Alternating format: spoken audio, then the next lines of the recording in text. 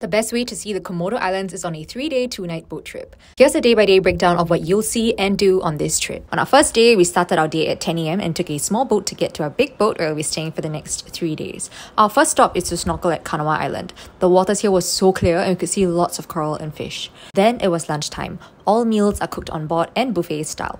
We then sailed straight into a storm at Manta Point because that's exactly where the manta rays love to hang out. It was slightly scary because of the waves, but it was absolutely worth it. Then we visited Taka Makassar, a tiny sandbank where we grabbed some pictures and lounged around. We ended day 1 by lounging on the upper deck with some beers and stargazing. Now day 2, we started it very early with a 5 a.m. trek to see this iconic viewpoint at Padar Island. It was only a 45-minute trek, so relatively easy for this incredible view. Our next stop was another iconic destination, Pink Beach. And yes, it's actually really pink.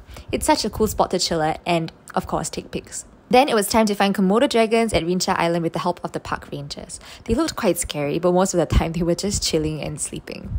Our final stop was Kalong Island when all the boats gathered around to watch thousands of bats fly out at sunset.